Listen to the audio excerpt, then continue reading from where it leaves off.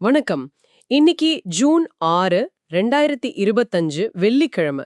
இந்திய ரிசர்வ் வங்கி அதாவது ஆர்பிஐ ஒரு ஒரு முக்கியமான அறிவிப்பை வெளியிட்டிருக்கு. இது சந்தையில பெரிய தாக்கத்தை ஏற்படுத்தியிருக்குன்னு தெரியுது. முதலீட்டாளர்களாகிய நீங்க தெரிஞ்சுக்க வேண்டிய சில முக்கிய விஷயங்களை பத்தி கொஞ்சம் ஆழமா பார்க்கலாம். முக்கியமா ஆர்பிஐயோட வட்டி குறைப்பு, அப்புறம் ரியல் எஸ்டேட் துறைக்கு இதனால என்ன நன்மை, HDFC வங்கி, விப்ரோ, சுஸ்லான் எனர்ஜி இந்த மாதிரி பங்குகள்ல என்ன நடக்குது, இதெல்லாம் முதலீட்டாளர்களுக்கு என்ன அர்த்தம் கொடுக்குதுன்னு பார்க்கலாம். முதல்ல ஆர்பிஐயோட இந்த அதிரடி நடவடிக்கை ரெப்போ விகிதத்தை 50 அடிப்படை புள்ளிகள் குறைச்சிருக்காங்க. இப்போ 5.5%.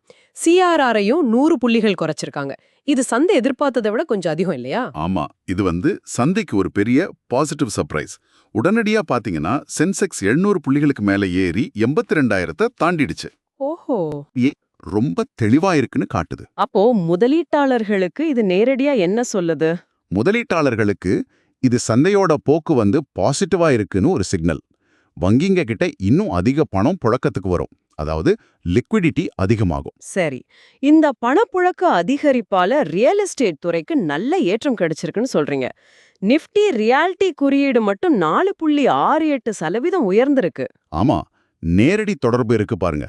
ரெப்போ வட்டி குறையும் போது பெரும்பாலும் வீட்டுக்கடன் வட்டியும் குறையும். சரி. அதனால வீடுகளுக்கான தேவை அதிகமாகும். அதனால தான் DLF, கோத்ரேஜ் ப்ராப்பர்ட்டிஸ் இந்த மாதிரி ரியல் எஸ்டேட் பங்குகள் எல்லாம் நல்லா ஏறிச்சு. அப்போ டெவலப்பர்ஸ், வீடு வாங்குறவங்க 2 பேருக்குமே இது நல்லதா? நிச்சயமா 2 பேருக்குமே கடன் வாங்குற செலவு குறையும். அதனால இந்த துறையோட எதிர்காலம் இன்னும் கொஞ்சம் பிரகாசமா தெரியுது. முதலீட்டாளர்கள் கவனிக்க வேண்டிய விஷயம் அது. சரி, அடுத்ததா வங்கித்துறை. HDFC வங்கி பங்கு ஒரு புது 52 வார உச்சத்தை தொற்றுக்கு. இந்த வட்டி குறைப்பு சூழல்ல இதுக்கு என்ன முக்கியத்துவம்? HDFC வங்கி மாதிரி பெரிய வங்கிகளுக்கு இந்த வட்டி குறைப்பு, பணப்புழக்க அதிகரிப்பு இது ரெண்டுமே பெரிய பிளஸ். ஓகே. சில்லறை கடன், கார்ப்பரேட் கடன் ரெண்டுலையுமே வளர்ச்சி அதிகமான வாய்ப்பு இருக்கு. இதனால வங்கியோட நிகர வட்டி வரம்பு, அதாவது நெட் இன்ட்ரெஸ்ட் மார்ஜின், நிம்முன்னு சொல்லுவோம்ல, அது நீண்ட காலத்துல நல்ல இம்ப்ரூவ் ஆகலாம். முதலீட்டாளர்களுக்கு இது ஒரு நல்ல வளர்ச்சி வாய்ப்பு. இப்போ ஐடி பக்கம் வருவோம். பொதுவா ஐடி துறை பெரிய அளவுல உயரலன்னு சொன்னீங்க. ஆனா விப்ரோவுக்கு இன்ட்ரெஸ்ட் கூட ஒரு பெரிய ஒப்பந்தம் கிடைச்சிருக்கு. இதை எப்படி பாக்குறது? ஆமா, அது முக்கியமான பாயிண்ட். ஐடி துறைக்கு உலக அளவுல கொஞ்சம் சவாலான சூழல் இருக்கு இப்போ.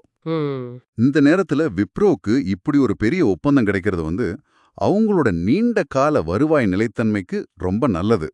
அதாவது அவங்களால புது பிசினஸ் எடுக்க முடியுதுன்னு காட்டுது. அதேதான், அவங்களோட திறன் அது காட்டுது. முதலீட்டாளர்கள் இத பாசிட்டிவா பார்க்கலாம். சரி, கடைசியா சுஸ்லான் எனர்ஜி. இதுக்கும் வட்டி விகித குறைப்புக்கும் நேரடி தொடர்பு இல்லைனாலும் புதுப்பிக்கத்தக்க எரிசக்தி துறை மேல முதலீட்டாளர்கள் ஒரு கண் வச்சிருக்காங்கன்னு சொல்றீங்க. உண்மைதான். இப்போ எல்லாருமே கிரீன் எனர்ஜி பத்தி பேசுறாங்க. இந்தியாவுக்கும் இந்த துறையில பெரிய இலக்குகள் இருக்கு. ஆமா. அதனால சுஸ்லான் மாதிரி நிறுவனங்களுக்கு நல்ல வளர்ச்சி வாய்ப்புகள் இருக்கு. அரசாங்க ஆதரவும் இருக்கு. ஆனாலும் ஒரு விஷயம், என்னது? முதலீட்டாளர்கள் அவங்களோட ஆர்டர் புக் எப்படி இருக்கு, திட்டங்களை எவ்வளோ வேகமா செயல்படுத்துறாங்க, இதையெல்லாம் கொஞ்சம் க்ளோஸா பார்க்கணும். லாங் டேர்ம்ல வாய்ப்பு நல்லா இருந்தாலும் ஷார்ட் டேர்ம்ல கொஞ்சம் ஏற்ற இறக்கம் இருக்கலாம். புரிஞ்சுது. ரொம்ப நன்றி. அப்போ இன்னைக்கு ஆர்பிஐயின் இந்த நடவடிக்கை சந்தைக்கு ஒரு நல்ல புத்துணர்ச்சியை கொடுத்திருக்கு. முதலீட்டாளர்களாகிய நீங்க இந்த முக்கிய துறைகளையும் குறிப்பிட்ட பங்குகளையும் தொடர்ந்து கவனிக்கிறது ரொம்ப முக்கியம்.